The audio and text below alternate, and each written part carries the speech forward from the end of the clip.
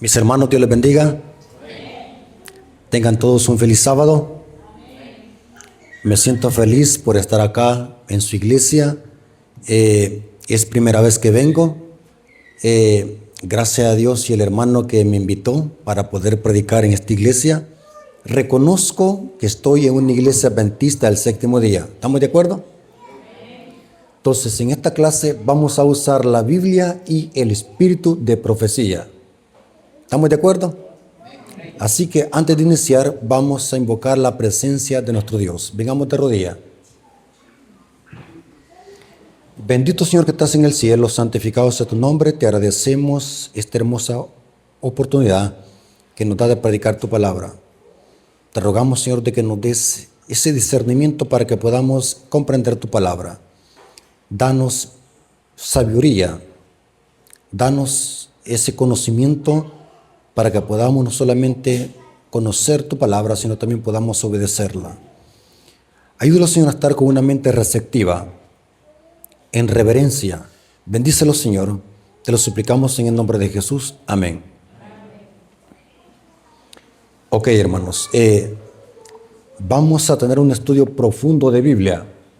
Así que quiero que se concentren lo más que se puedan, porque es un tema profundo. No vamos a leer la Biblia, vamos a profundizar en ella. ¿Estamos de acuerdo? Los hermanos que ya me conocen saben de que yo no doy sermones, sino que doy clases de Biblia. Así que he venido desde mi iglesia, Tecoluca, La Esperanza, allá me congrego, para venir a dar una clase de Biblia. No los voy a sermonear, voy a darles una clase de Biblia. Ok, ¿estamos ya listos? Saben, hermanos, que todas nuestras creencias y doctrinas, ¿saben dónde están fundamentadas? En el santuario. En el santuario encontramos todas las creencias y doctrinas que la iglesia adventista predica. El espíritu de profecía dice que el pilar distintivo de la iglesia adventista es el santuario. Eso lo dice el libro Evangelismo, página 165. El santuario. Los que conocen el santuario conocen el plan de salvación en figuras y tipos. Saben de qué es la doctrina que nos distingue de las demás iglesias protestantes. La doctrina del santuario. Podemos compartir muchas creencias con otras iglesias protestantes, pero hay una creencia distintiva que es única y exclusiva de la iglesia adventista y es la doctrina del santuario. Lastimosamente, hermanos, y lo digo con respeto, en la iglesia son pocos hermanos los que conocen el tema del santuario. Es raro ver en un púlpito adventista que se predique un tema sólido del santuario. Cuando gracias a esa doctrina es que existe la iglesia adventista. Saben de que la iglesia adventista nació en armonía con una profecía daniélica. ¿Cuál es? Daniel 8:14. Hasta 2300 tardes y mañana el santuario será purificado. Ahora, saben de que el santuario contiene el plan de salvación en figuras y tipos. Así, a grandes rasgos, saben de que el santuario contiene 4 lugares clave. Muchos dicen de que son 3, pero haciendo un estudio profundo de la Biblia, el santuario tenía 4 lugares clave. El primer lugar clave del santuario era el campamento de los santos, donde estaba Israel alrededor de la carpa. El segundo lugar clave era el atrio. El tercer lugar clave era el lugar santo. Y el cuarto lugar clave era el lugar santísimo. Estos 4 lugares claves presentan 5 funciones de Cristo en el plan de salvación. El campamento de los santos representa que Jesús es nuestro ejemplo a seguir. Representa la encarnación de Cristo, el campamento de los santos.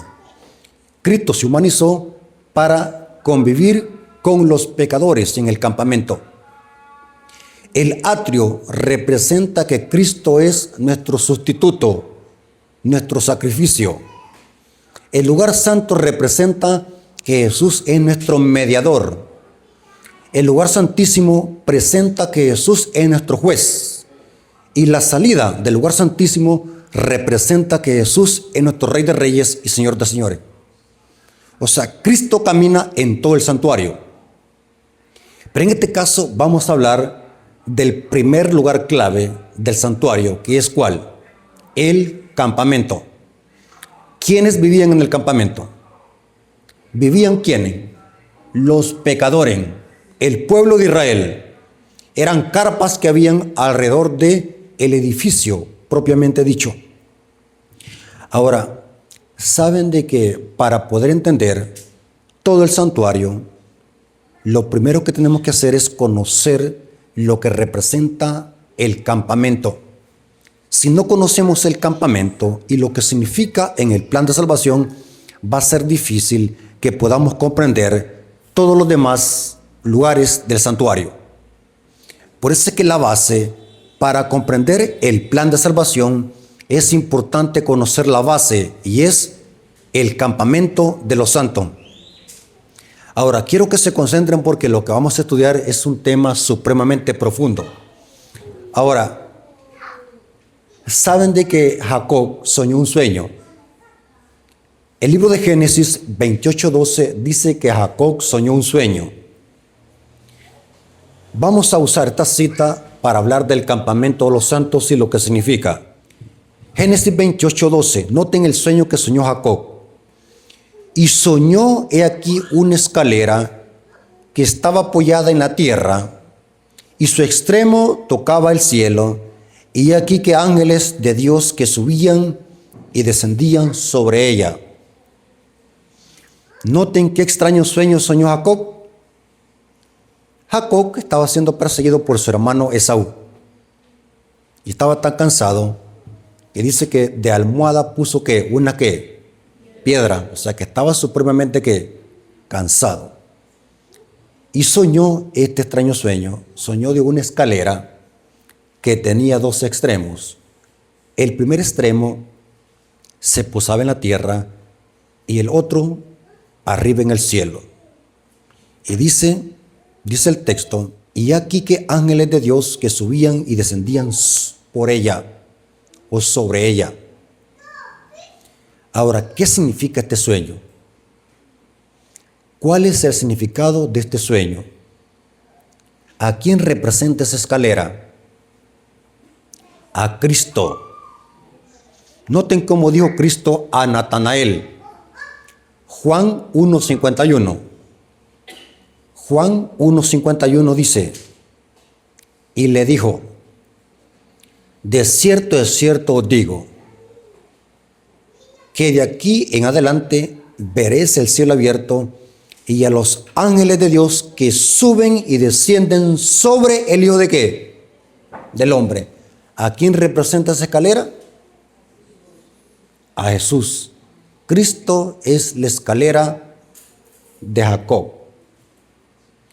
Ahora, pero hay que profundizar un poco más en este tema. Si Cristo es la escalera, pero ¿qué significado tiene la escalera? Porque la escalera tiene dos extremos. Uno se posa en la tierra y otro en el cielo. ¿Saben qué significa? Anoten esta información porque vale oro. La escalera representa las dos naturalezas de Cristo. La parte de abajo representa la encarnación de Cristo y la parte de arriba representa su divinidad. Cristo es divino y es humano, porque la escalera bajó de arriba y se posó en la tierra. Ahora, analicemos que esto lo presenta el apóstol Juan, hablando de las dos naturalezas de Cristo. Cristo es divino y es humano. Juan capítulo 1, versículo 1 al 3. Hablando del extremo superior de la escalera, representa la divinidad de Cristo. En el principio era el verbo, y el verbo era con Dios, y el verbo ¿qué? Era Dios. Este era en el principio con Dios. Todas las cosas por Él fueron hechas, y sin Él nada de lo que ha sido hecho fue hecho. Pregunto, ¿Cristo es Dios? Hermano, ¿están leyendo conmigo la Biblia? Según Juan, ¿Cristo es Dios? Sí. ¿Y el verbo qué? Era Dios, el Logos. Cristo es Dios con Dios y el verbo estaba con Dios y el verbo era Dios. Es el extremo de arriba de la escalera, la divinidad de Cristo. Noten cómo dice Juan 1:14. Este es el extremo de abajo de la escalera. Juan 1:14. Y aquel verbo fue hecho ¿qué? Carne. ¿Para qué se hizo carne? ¿Cuál es el propósito de que el verbo que estaba con Dios allá arriba bajó del cielo a la tierra e encarnarse? ¿Para qué? Y aquel verbo se hizo carne para habitar entre nosotros. Y vimos su gloria, gloria como del unigénito del Padre, lleno de gracia y de verdad. Noten que aquí dice, y aquel verbo se hizo carne para habitar entre nosotros. Pregunto, ¿dónde encontramos palabras similares en el Antiguo Testamento? ¿Se acuerdan cuando Dios le dijo a los israelitas y a Moisés, hazme un santuario para habitar qué? En medio de ellos. Es la misma palabra que se usa acá en griego, que Cristo se hizo carne para habitar, tabernacular entre nosotros. O sea, Cristo bajó del cielo a la tierra para hacer una tienda, un tabernáculo. ¿Para habitar a dónde? En medio de nosotros. ¿Quiénes son nosotros? El campamento. O sea, que el campamento del santuario celestial no está arriba, sino que es abajo, la tierra. ¿Están conmigo? Porque el verbo que estaba arriba vino al campamento donde estaban ¿quiénes? ¿Quiénes están en el campamento? Los pecadores. Para habitar en medio de qué? De ellos, para alcanzarnos. Noten, tabernacular en medio de nosotros. Ahora, aquí va la pregunta. Voy a estar haciendo preguntas y quiero que se concentren, hermanos, porque puede ser que se equivoque. Así que antes de responder, piense.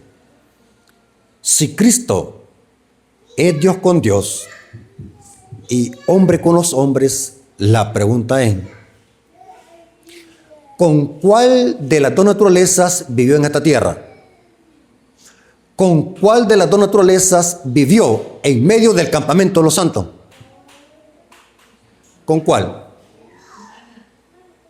¿Creen ustedes de que Cristo vivió aquí en esta tierra como Dios? En Cristo están las dos naturalezas, la divina y la humana. Pero la pregunta es, ¿con cuál de las dos naturalezas vivió aquí en esta tierra? ¿Con cuál de las dos naturalezas habitó en medio de nosotros?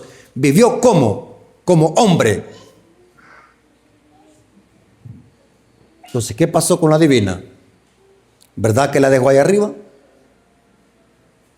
Si usted cree que Cristo dejó su divinidad ahí arriba, eso es blasfemia. Esa es herejía. Cristo no dejó nada ahí en el cielo. Según el Espíritu Profecía, lo que dejó fue su prerrogativa divina. O sea, no escatimó ser igual a Dios. Pero su divinidad se vino con Cristo para abajo. Lo que pasó es que su divinidad la ocultó y la veló en un tabernáculo humano. Yo les hago una pregunta. ¿Qué hubiese pasado si Cristo hubiese venido con toda su gloria, con la que tenía en el cielo, junto al Padre? ¿Qué hubiese pasado si hubiese venido con esa gloria? ¿Qué hubiese pasado? Nos hubiese ¿qué? Matado en vez de salvarlos, porque nadie puede ver la gloria de Dios. O sea, Cristo para poder alcanzarnos, veló su divinidad, ahí estaba su divinidad, pero adentro. Pero la ocultó en un tabernáculo humano para poder alcanzarnos y habitar en medio de nosotros. Porque el plan de Dios era salvarnos, no destruirlo. ¿Saben qué pasó con hombres que miraron la gloria de Dios directamente? Denme un ejemplo de dos jóvenes que miraron la gloria de Dios directamente y al instante quedaron calcinados. ¿Quiénes fueron? Nadab y Abiú. ¿Quiénes eran? Hijos de Aarón. ¿Cómo entraron al santuario? Borracho.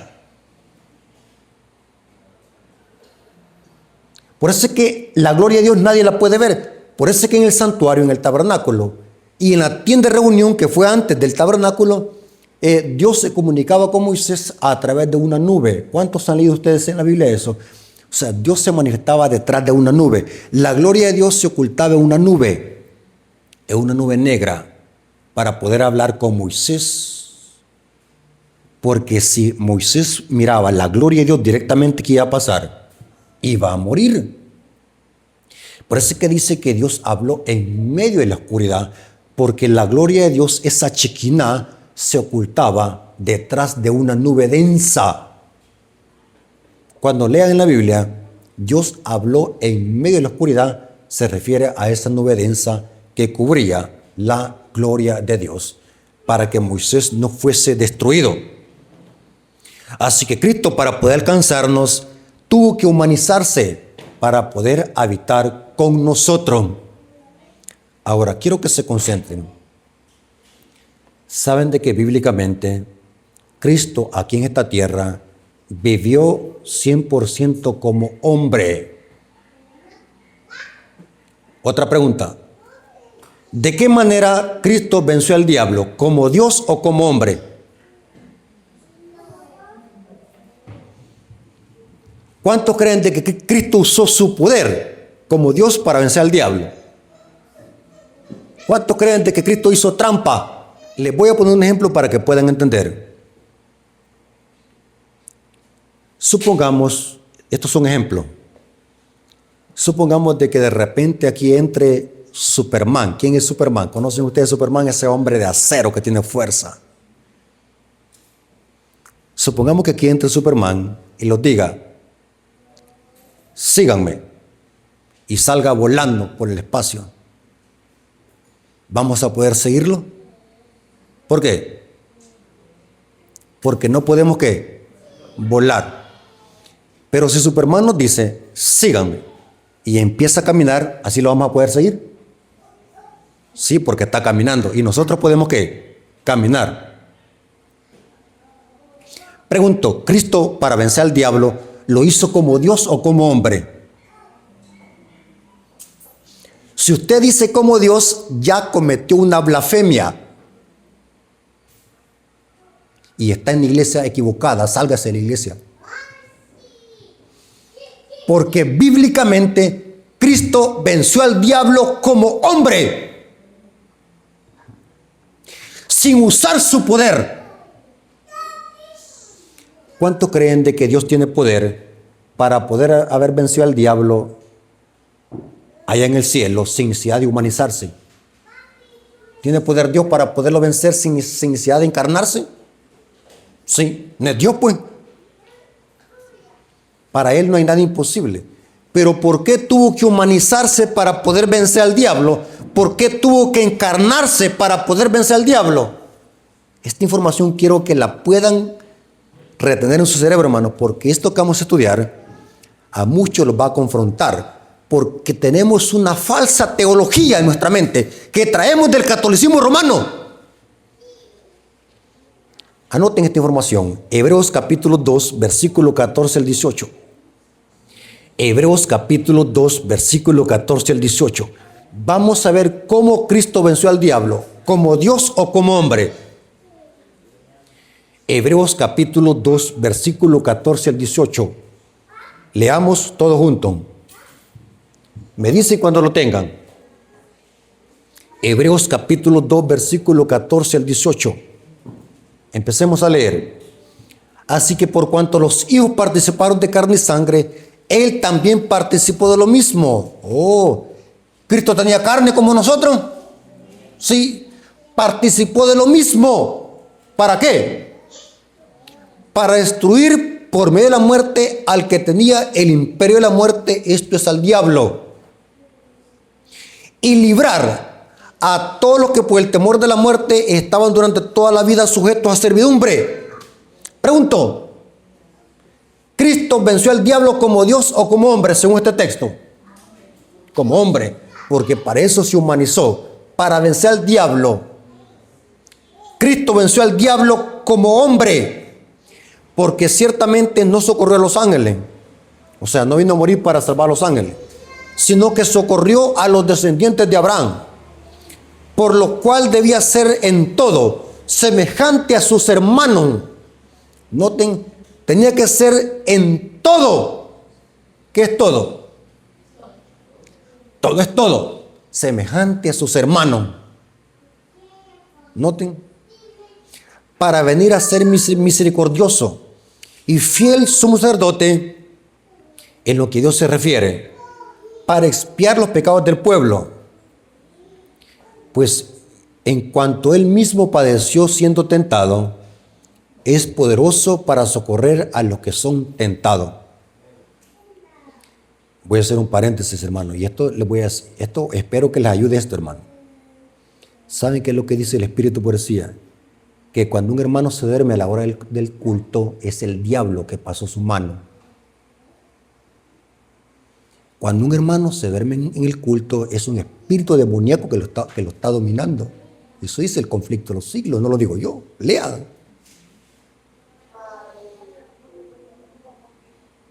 Y algunas veces los hermanos me dicen que soy muy directo para decir las cosas, pero es mejor de ser directo que andar rodeando las cosas.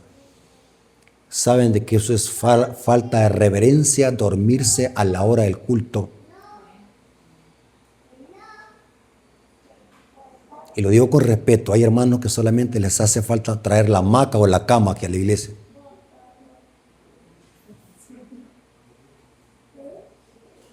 Algunas veces quizás puedo ser exagerado, pero es una gran verdad, hermano. ¿Por qué cuando estamos viendo un partido de fútbol no lo dormimos?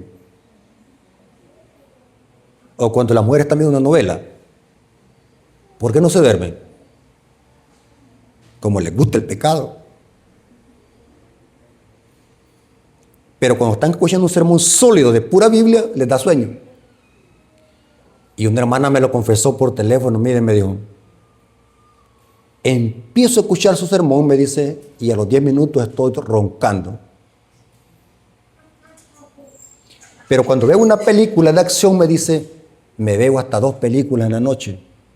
La hermana admitió que era el diablo que la estaba usando. La hermana lo dijo.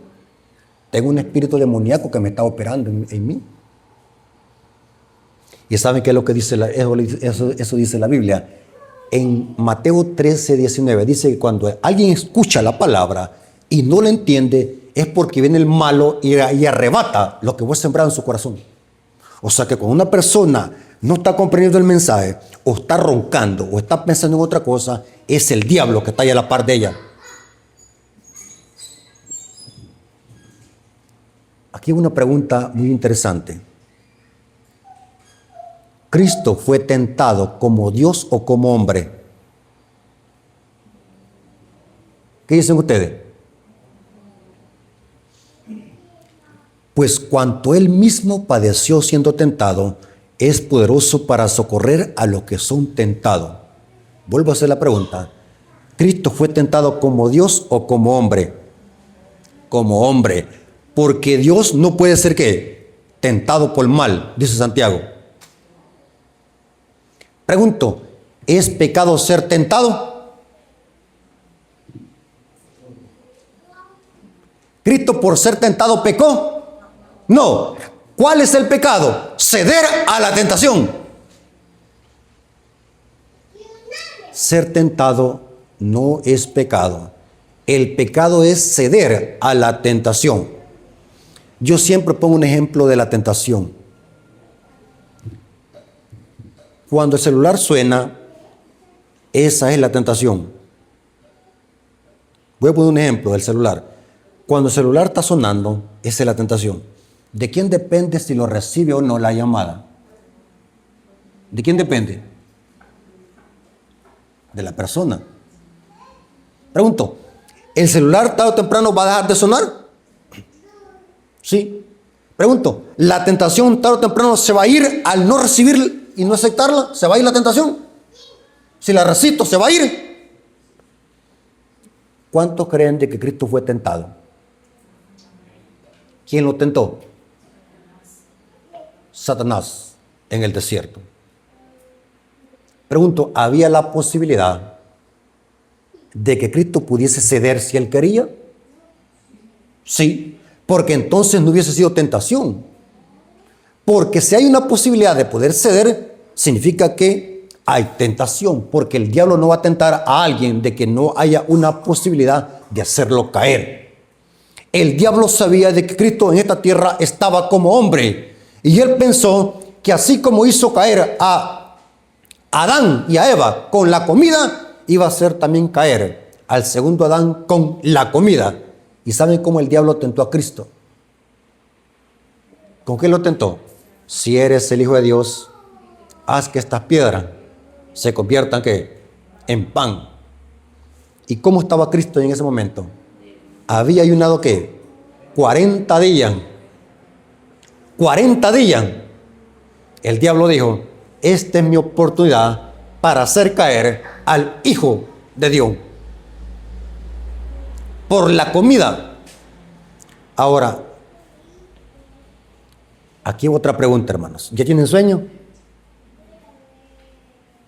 Dice que Cristo fue tentado en todo, según nuestra semejanza, pero sin pecado.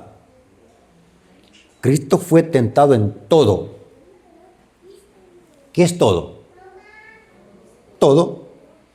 Saben de que una vez predicando allá en Sazonate, porque hay hermanos que tienen la chispa encendida y están pendientes del tema.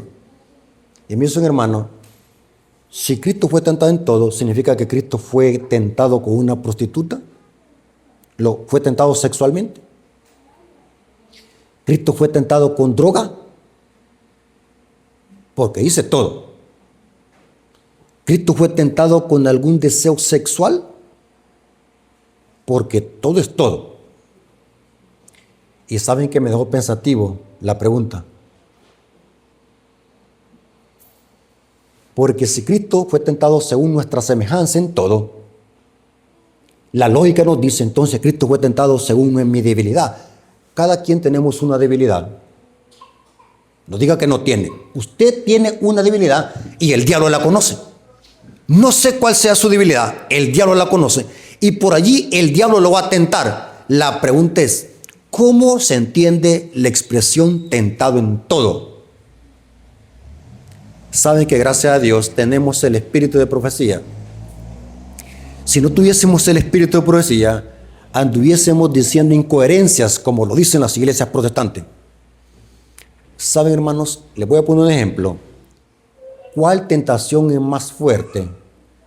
¿La tentación sexual o la tentación de la comida? ¿Qué dicen ustedes? No, escuchen la pregunta que estoy diciendo. Por eso es que les digo a los hermanos, concéntrense. ¿Cuál tentación es más fuerte? ¿La tentación sexual o la tentación de la comida?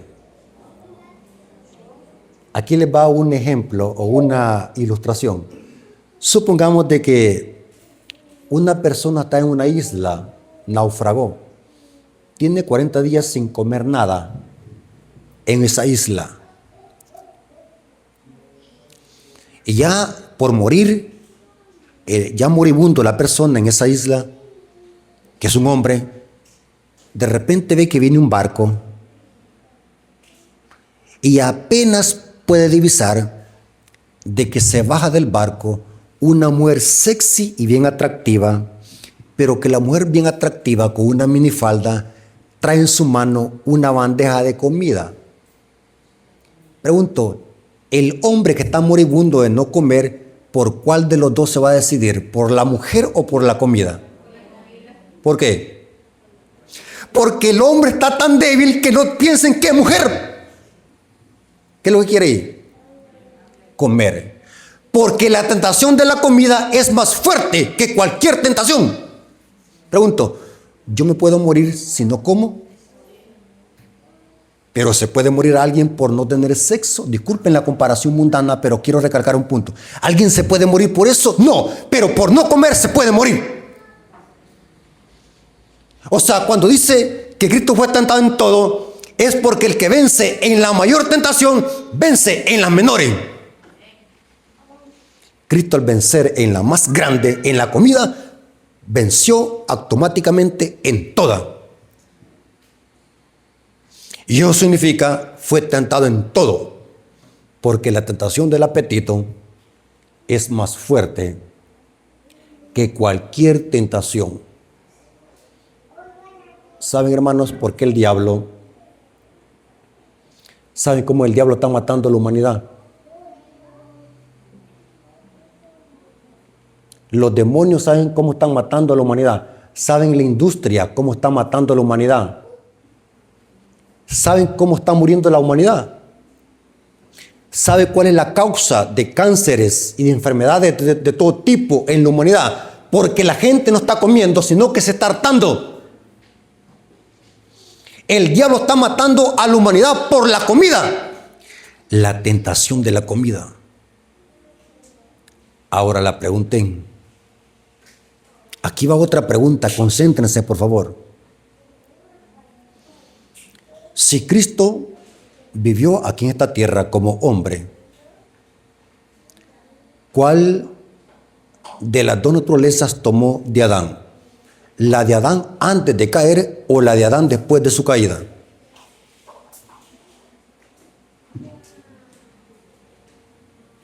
¿Escucharon la pregunta? Si Cristo es el segundo Adán, según Pablo, ¿cuál naturaleza de Adán tomó? ¿La de Adán antes de caer o la de Adán después de la caída? ¿Cuál de esas dos naturalezas Cristo tomó? Si Cristo tomó la de Adán antes de caer, entonces yo no lo puedo seguir. ¿Están conmigo? ¿Se acuerdan el ejemplo de Superman? Bíblicamente, Cristo tomó la naturaleza de Adán después de que cayó. Su naturaleza humana, estoy hablando de la naturaleza humana. ¿Dónde la Biblia dice eso? Romanos 8:3. Romanos 8:3 dice: porque lo que era imposible por la ley, por cuanto era débil por la carne, Dios envió a su Hijo a semejanza de carne ¿de qué? La carne de Cristo, ¿de qué carne era? Lean el texto, no. Lean el texto, Romanos 8:3. Dios enviando a su Hijo a semejanza de carne ¿de qué? De pecado. Y a causa del pecado, condenó el pecado en la carne. Pregunto, ¿la carne de Cristo era semejante a la nuestra? Sí, carne a semejanza de pecado. Adán no tenía carne de semejanza a la de pecado. Adán antes de caer. Adán vino a tener carne a semejanza de carne de pecado o carne pecaminosa después de que Adán cayó. ¿Están conmigo, hermano? Subráyelo. A semejanza de carne de pecado. Ahora se dan cuenta por qué Cristo se comparó con la serpiente levantada en el desierto. Porque Cristo, para poder vencer al diablo, tomó una naturaleza humana pecaminosa para poder vencer al diablo en su propio terreno. Cristo es la serpiente levantada en el desierto. Vámonos al espíritu de profecía. Noten lo que dice el espíritu de profecía, desahoto a la gente, página 32, párrafo 3. Desahoto a la gente, página 32, párrafo 3. Habría sido una humillación casi infinita para el Hijo de Dios revestirse de la naturaleza humana, aun cuando Adán poseía la inocencia del Edén. Pero Jesús aceptó la humanidad cuando la especie se hallaba debilitada por 4,000 años de pecado. ¿Están escuchando, hermano? Hola. Cristo adoptó la humanidad cuando la especie se hallaba debilitada por pecado después de 4,000 años. Como cualquier hijo de Adán, aceptó los efectos de la gran ley de herencia, y la historia de sus antepasados terrenales demuestran cuáles eran aquellos efectos. Mas él vino con una herencia tal para compartir nuestras penas y tentaciones y darnos el ejemplo de una vida sin pecado. O sea que Cristo venció al diablo con la misma naturaleza humana que tenemos nosotros. Lo pudo vencer en su propio terreno. ¿Cuántos sabían esto? Cristo tomó la naturaleza humana de Adán después de que Adán cayó. Ahora, noten lo que dice el comentario bíblico adventista comentando sobre Romanos 8:3. Al asumir nuestra humanidad, Cristo también tuvo el propósito de demostrar a los hombres y a todo el universo que se puede resistir con éxito y el pecado y a Satanás, y que los seres humanos en esta vida pueden obedecer la voluntad de Dios. Wow, hermano. O sea, Cristo vino a demostrar al universo que aún viviendo en este mundo, teniendo una naturaleza humana caída, humana, podemos vencer al diablo. Cristo lo demostró, que se puede obedecer la ley de Dios, aún viviendo en este mundo, teniendo una naturaleza caída, podemos vencer. Ahora, aquí está la pregunta. Esta es otra pregunta más interesante. Si Cristo venció como hombre, ¿cuál fue el secreto de su victoria? ¿Verdad que Cristo usó su poder? ¿Qué hubiese pasado si Cristo hubiese usado poder?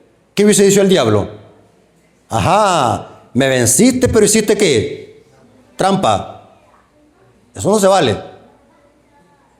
La trampa es del diablo. Aquí otra pregunta. ¿Ya se durmieron, hermano? Cristo cuando hacía milagros, ¿los hacía porque era Dios o porque era hombre? ¿Verdad que ya los acorralé? Cristo cuando resucitaba a los muertos, ¿verdad que lo hacía porque era Dios? ¿Verdad que por eso lo hacía? Cristo cuando calmaba la tempestad, ¿verdad? Porque era Dios, ¿verdad que Él hacía eso porque era Dios? No, hermanos, por eso es que les digo que hay que profundizar en la Biblia. No era Él que lo hacía, era el Padre haciéndolos a través del Hijo. ¿Dónde dice eso? Juan 5:19. Juan 5:19. Noten cómo dice aquí el mismo Jesucristo. Hermanos, están anotando esta información porque esta información vale oro, vale más oro que el que tiene el Vaticano. ¿Lo están anotando? Juan 5:19. Respondiendo entonces Jesús y les dijo: de cierto os digo que no puede el Hijo hacer nada por sí mismo. Oh, ¿el qué? El Hijo no puede hacer nada por sí mismo, sino lo que hace el Padre, porque todo lo que el Padre hace, también hace el Hijo igualmente. O sea que Cristo hacía milagros, ¿por qué? Porque en Él estaba ¿qué? El poder de su Padre. Era el Padre haciendo milagros a través del Hijo. Cristo en esta tierra nunca usó su poder. Todo lo que Cristo hacía es porque el Padre lo hacía a través del Hijo. Otra pregunta. ¿Quién resucitó a Cristo? ¿Saben de que nosotros leemos el versículo: yo soy la resurrección y la vida? El que cree en mí, aunque esté muerto, vivirá. Pero el versículo siguiente, ¿saben cómo dice? Este mandamiento lo recibí ¿de quién? Del Padre. O sea, Cristo no se resucitó a sí mismo, fue el Padre que lo levantó de los muertos. Porque Cristo tenía que vencer al diablo como hombre. Aquí otra pregunta. Pónganse las pilas, hermano, porque los voy a llenar de preguntas. Cristo aquí en esta tierra, ¿pensaba como Dios o como hombre?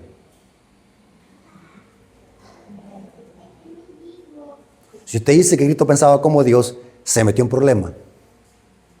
Porque Cristo muchas veces preguntaba las cosas, significa que no las sabía.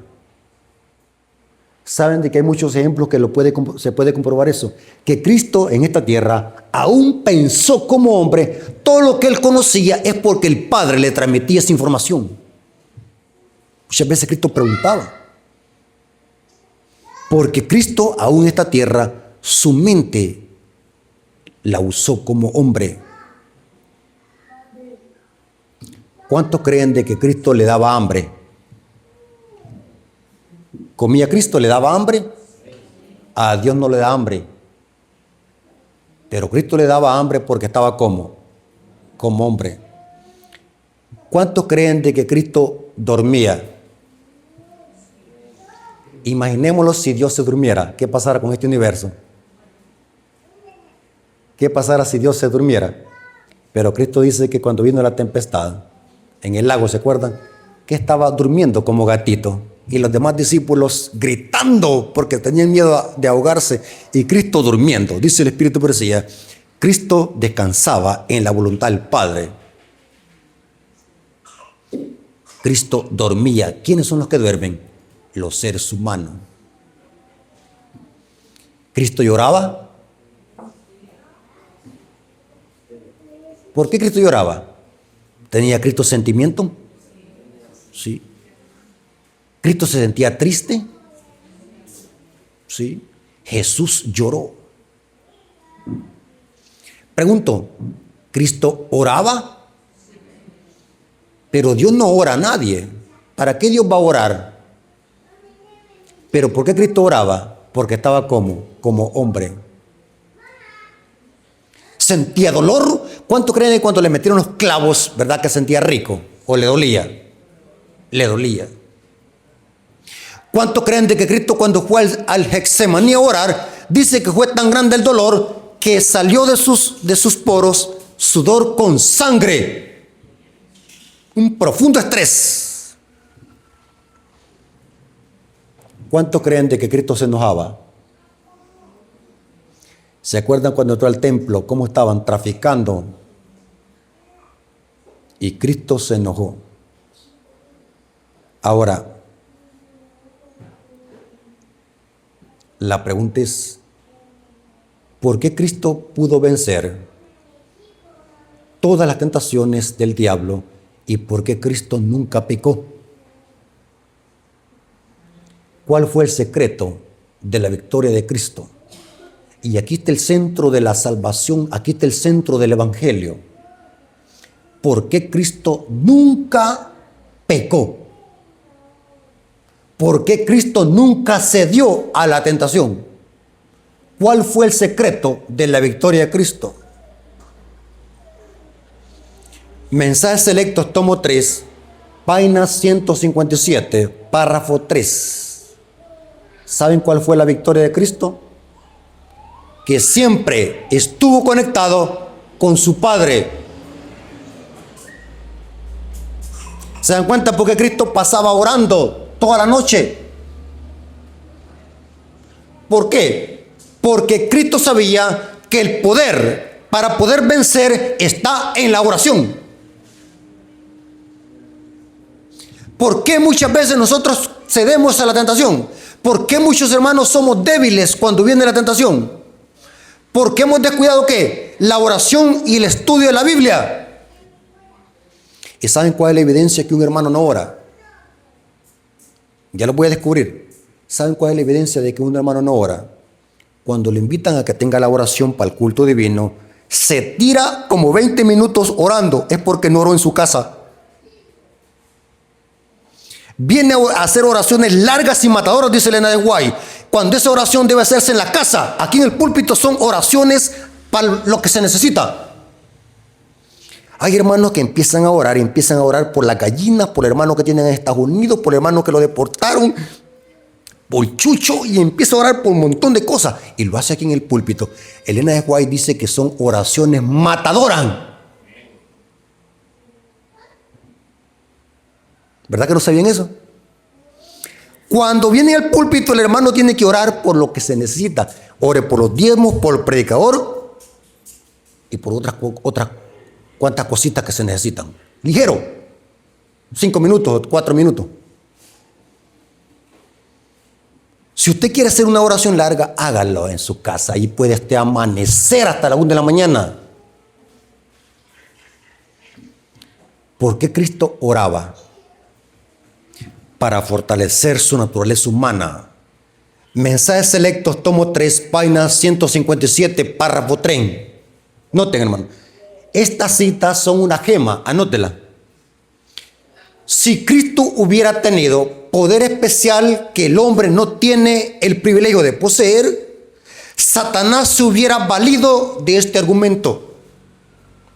La obra de Cristo refutaría las afirmaciones de Satanás de que él dominaba al hombre. Y el Señor podía hacer esto solamente de la manera en que lo hizo. Como hombre, tentado como hombre, prestando la obediencia de un hombre. Mire qué interesante, hermano. Cristo demostró al universo que todo hijo de Adán, por muy débil que sea, si se toma de la mano de Dios, va a poder vencer al diablo en este conflicto final. ¿Qué significa eso? Que no hay ninguna excusa para el pecado. Hermanos, yo creo que con este tema ya no me van a volver a invitar, pero es mejor decir la verdad antes del tiempo. Cuando un hermano quiere pecar, ¿por qué pecó? ¿Porque el diablo lo forzó o porque él quería hacerlo? ¿Cuánto creen de que el diablo nos fuerza a pecar? ¿Verdad que el diablo nos agarra la fuerza, los pega una pechada y los tira al suelo para que pequemos? ¿Verdad que el diablo hace eso? Le voy a poner un ejemplo. El hermano que es alcohólico. ¿Por qué le gusta tomar guaro al hermano? ¿Saben cómo dice la gente? Fíjese que las malas amistades lo corrompen. Excusas por pecado. ¿Por qué el hermano es borracho? Porque le gusta. Mire, hermano, ¿y usted por qué se metió con la hermana? ¿Por qué le encontraron en un motel con la hermana?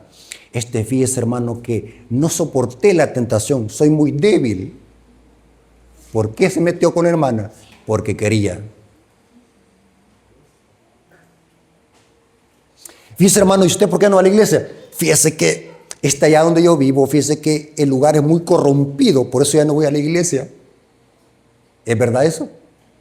¿Por qué el hermano no quiere ir a la iglesia? Porque no quiere. Hermano, fíjese que, ¿y por qué se fue? ¿Por qué en Estados Unidos ya no se congrega?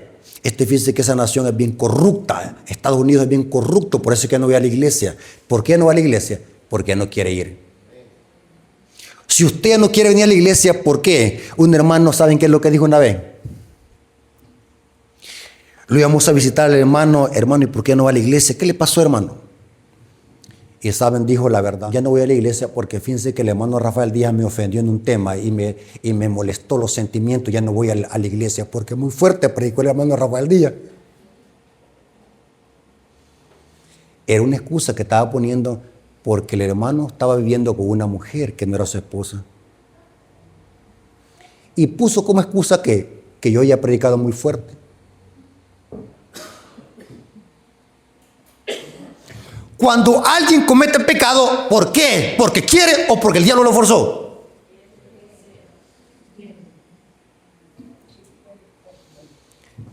Mensaje selecto, tomo 3, páginas 158, párrafo 2.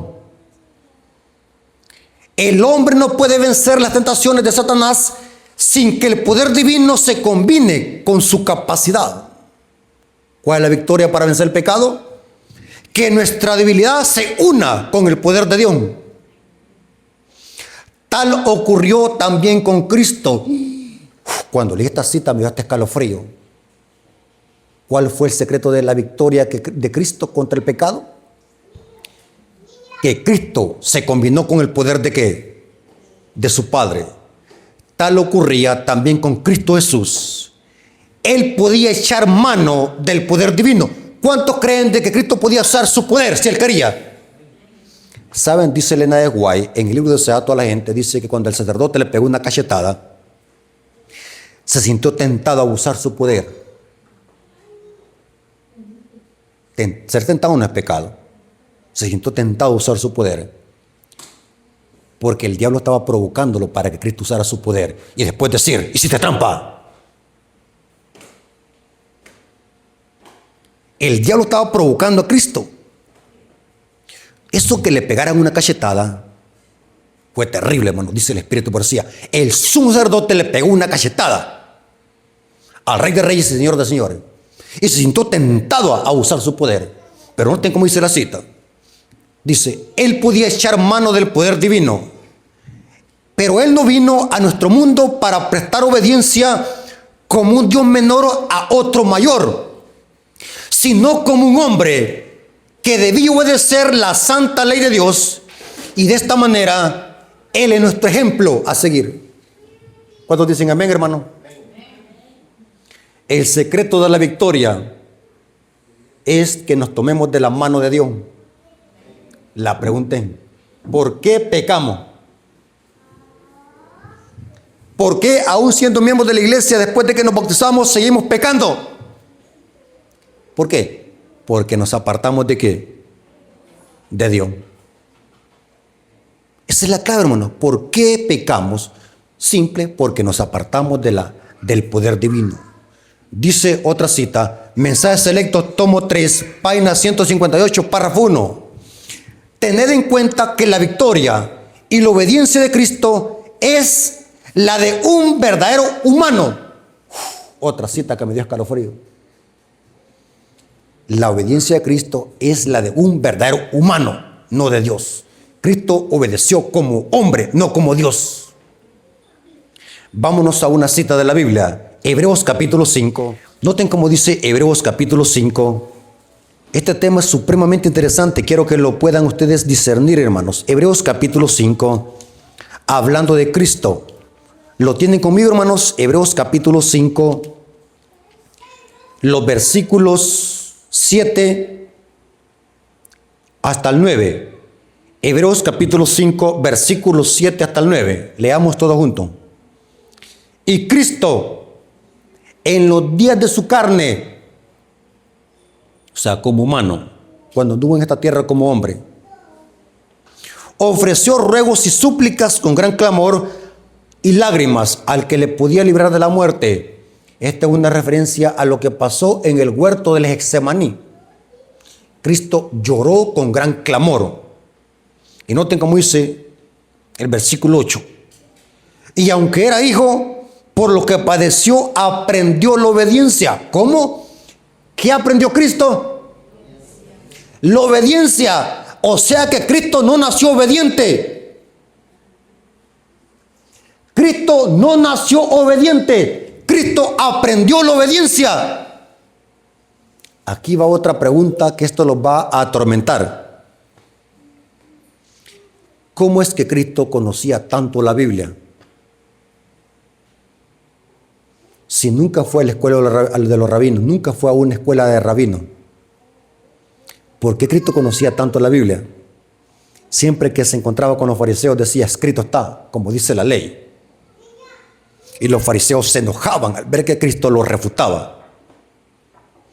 ¿Cómo es que Cristo llegó a tener la Biblia en la mente? ¿Verdad que Cristo ya traía la Biblia en la mente? ¿Verdad que un chip con la Biblia se le metió en el cerebro al bebé y el bebé ya traía la Biblia en la mente? ¿Verdad que eso? ¿Qué dice el texto?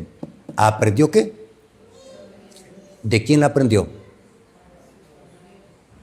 ¿De quién aprendió Cristo? Aprendió, ¿saben, hermanos? ¿De quién aprendió? ¿Alguien me puede decir de quién aprendió?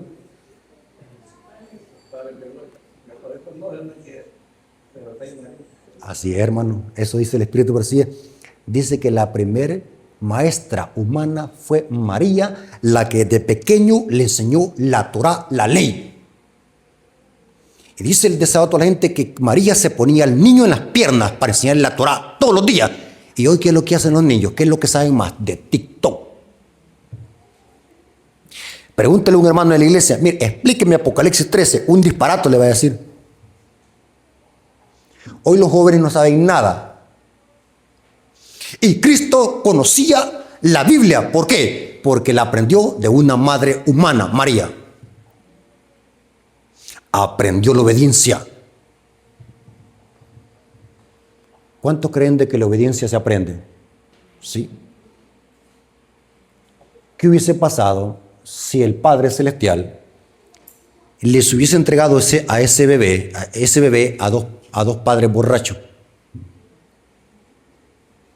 ¿Qué hubiese pasado? ¿Cómo hubiese sido el niño? Borracho también.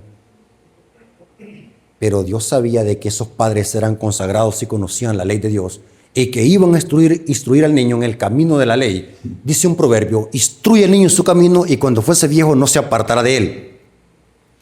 Para terminar, saben de que hay una doctrina, yo no quisiera decir esto, pero tengo que decirlo. Hay una doctrina diabólica que se ha infiltrado en la iglesia adventista, que no es parte de nuestras creencias. ¿Cuál es esa doctrina? Hay una doctrina que muchos predicadores las están predicando en los púlpitos adventistas y hay que estar alerta. ¿Cuál es esa doctrina diabólica? Que hay que desenmascararla. Es una doctrina que dicen de que nadie puede dejar de pecar. Que eso solamente lo hizo Cristo porque era diferente a nosotros. Doctrina diabólica que se le conoce como la doctrina del pecado original. Pero esta doctrina muchos la están predicando en la iglesia adventista. Se le conoce como la doctrina católica del pecado original, que nadie puede dejar de pecar y que estaremos pecando hasta la venida de Cristo. ¿Es verdad que vamos a estar pecando hasta la venida de Cristo? ¿Es verdad eso? Doctrina diabólica. La teología del pecado original sostiene de que es imposible dejar de pecar. Pero saben que la Biblia dice, mi Biblia, no sé si usted tiene una Biblia diferente a la mía, pero mi Biblia dice que sí se puede dejar de pecar. Y Cristo fue nuestro ejemplo de obediencia. ¿Dónde dice la Biblia eso? ¿Conocen ustedes un versículo que es muy famoso? Filipenses 4:13, ¿qué es lo que dice? Todo lo puede en Cristo que me fortalece. Hermanos, ¿es posible vencer el pecado aquí en esta tierra? ¿Es posible vencer nuestras debilidades? ¿Es posible vivir una vida santa y perfecta aquí en esta tierra? Mencióneme hombres de Dios, aparte de Cristo, que vivieron una vida santa y perfecta en esta tierra. Mencióneme uno. ¿Quién? Daniel, Job, José. Cuando usted escuche a un predicador que le diga que nadie puede dejar de pecar, recuérdese, es la voz del dragón. Nadie puede obedecer la ley. Nadie puede obedecer los mandamientos. Recuerden, es la voz del dragón. Porque Cristo demostró que sí se puede. Judas 1:24. Judas 1:24, para terminar. Y aquel que es poderoso para guardarlos sin caída y presentaros sin mancha delante de su gloria con gran alegría. Pregunto, ¿hay poder en Cristo para que podamos tener victoria sobre el pecado? ¿Hay victoria en Cristo? ¿Cuánto creen de que Cristo es más que victorioso para darnos la victoria, para vencer nuestras debilidades? ¿Hay poder en Cristo? Este es el evangelio genuino, que en Cristo hay poder. Para terminar, voy a leer dos citas del Espíritu de Profecía, que estas citas tengo que leerlas para demostrar que tanto la Biblia como el Espíritu de Profecía dice que sí se puede vencer el pecado en esta tierra. ¿Y cuándo tenemos que haberlo vencido? ¿Cuándo? Desde ya. Porque mañana no sé si voy a estar vivo. ¿Cómo se le llama en la Biblia a una generación de justos que revelarán plenamente el carácter de Cristo antes de que cierre la puerta de la gracia? ¿Cómo le llama Apocalipsis? ¿Cómo le llama Apocalipsis a este grupo selecto de justos que van a estar vivos y que van a reflejar plenamente el carácter de Cristo y van a haber vencido el pecado. ¿Cómo le llama Apocalipsis? Los 144,000. Patriarcas y Profetas, página 395, párrafo 2. Estas citas son tremendas, hermano. Mire cómo dice. Ni aún las mayores tentaciones pueden excusar el pecado. Hay hermanos que dicen, no tuve otra alternativa. Es porque el hermano quiso hacerlo.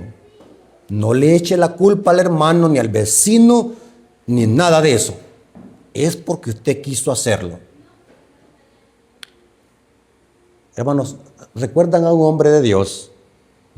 Era un rey que hizo un pecado terrible. Y muchos pecados terribles. Que llegó al colmo de matar a su mejor soldado. ¿Cómo se llamaba ese rey? David. Ya me voy a meter en agua caliente, hermano, pero es mejor meterme en agua caliente. ¿Cuánto creen de que mirar a una mujer es pecado? Depende de la dependidura de donde dependió.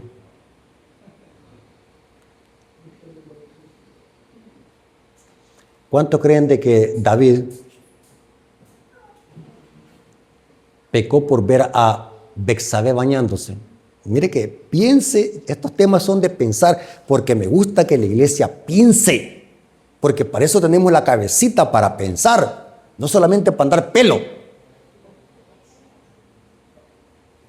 ¿Cuántos creen de que David pecó por ver a Betsabé bañándose? ¿Saben qué es lo que dice la Biblia?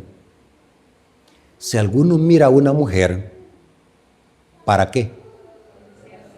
Para codiciarla, ya adulteró en su corazón. ¿Cuántos creen de que David conocía a Betsabé? No la conocía porque mandó a preguntar quién era ella. ¿Cuántos creen de que David planeó eso? No lo planeó. Dice que no fue a la guerra, se quedó en su palacio. De repente vio a una mujer bella bañándose y según el contexto estaba bañándose desnuda. ¿Cuántos creen de que Betsabé sabía que David la estaba viendo? No sabía. Lean, por eso es que cuando la Biblia se lee hay que leerla correctamente. Betsabé no sabía que alguien la estaba viendo. La muchacha inocentemente se bañó desnuda. Claro que estaba en su casa. Tenía derecho de bañarse como le quedaba la gana. Estaba ella sola. No sabía que un hombre la estaba viendo allá. Pregunto. Y se la voy a poner más difícil. Cuando vamos a la playa y vemos una mujer en bikini, ¿ya pecamos? O no vamos a la playa, ahí en la calle podemos salir y vamos a ver una mujer con minifalda. Si la vemos, ¿vamos a pecar? ¿Pecamos por verla? No. ¿Cuándo es que se peca? Cuando se alberga el deseo pecaminoso en la mente. Si David hubiese visto a Betsabé accidentalmente bañándose y hubiese cortado el pecado en su mente, no hubiese llegado hasta ese extremo. Pero David la vio y ¿qué? Y empezó ¿qué? A codiciarla. Pregunto, ¿cómo se origina el pecado? ¿Quieren que se los diga cómo trabaja el diablo en la mente? ¿Quieren que les diga cómo? Santiago capítulo 1, versículo 13 al 15. Santiago capítulo 1, versículo 13 al 15. Dice acá la palabra de Dios. Santiago capítulo 1, versículo 13 hasta el 15. Cuando alguno es tentado, no diga que es tentado de parte de Dios, porque Dios no puede ser tentado por mal, ni Él tienta a nadie. Sino, noten cómo el pecado se origina. ¿Dónde empieza el pecado? Sino que cada uno es tentado cuando de su propia concupiscencia es atraído y seducido. Entonces la concupiscencia o mal deseo, después que ha concebido, da luz al pecado, y el pecado siendo consumado, da luz ¿qué? A la muerte. Pregunto, David, antes de acostarse con Betsabé, ¿dónde lo pensó? ¿En las uñas, en los dientes o en la mente? En la mente. La pregunté, ¿dónde tiene que entonces vencerse el pecado? En la mente. Pregunto, cuando un hermano decide levantarle el chisme a otro hermano, ¿dónde lo pensó? Para venir usted a la iglesia hoy en sábado, ¿dónde lo pensó? En la mente. Cuando usted le dan ganas de comerse una pupusa de chancho y de chicharrón, ¿dónde lo pensó? En la mente. Cuando usted ya no quiere venir a la iglesia adventista, ¿dónde lo pensó? En la mente. Ahora, me voy a meter otra vez en agua caliente. Le decimos a un hermano, lleve la lectura bíblica, lleve la oración. Y el hermano emocionado aquí orando dice, Señor, perdónalos, porque con ver y oír pecamos. ¿Cuántos han escuchado esa frase? Esa es una frase diabólica. Ya no la vuelva a decir. Nadie peca por ver y oír, porque entonces Dios se equivocó en hacerlo los ojos y los oídos. Se peca, ¿por qué? Por codiciar, no por ver y oír. Pregunto, ¿yo estoy pecando por verlo a ustedes? ¿Verdad que estoy pecando? David pecó cuando codició en su mente a Betsabé. Entonces, ¿el pecado dónde tiene que vencerse? En la mente. ¿Saben, hermanos, de que nuestro peor enemigo, ¿dónde está? En la mente. Ni tu peor enemigo te puede hacer tanto daño como tus propios pensamientos. Acá tenemos que vencer el pecado en la mente. Sigo leyendo la cita. Ni aún las mayores tentaciones pueden excusar el pecado.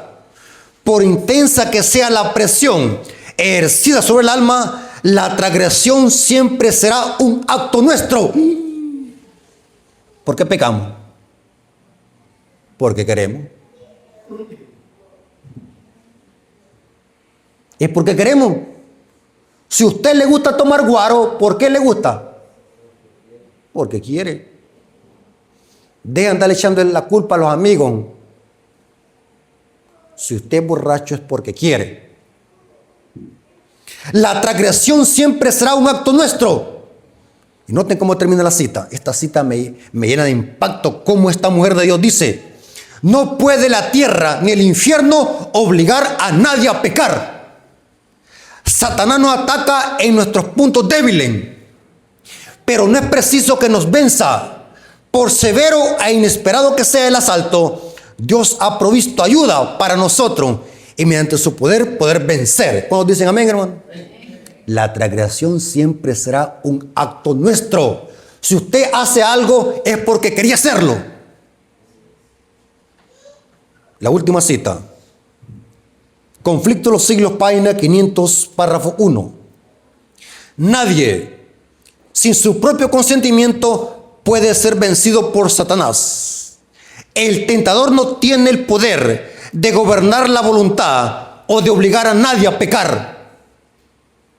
Puede angustiar, pero no contaminar. Puede causar agonía, pero no corrupción. El hecho de que Cristo venció debería inspirar valor a sus discípulos para sostener con esmero la lucha contra el pecado y Satanás. Noten que el diablo puede presionarlos, puede angustiarlos, pero la decisión última ¿de quién es? De nosotros.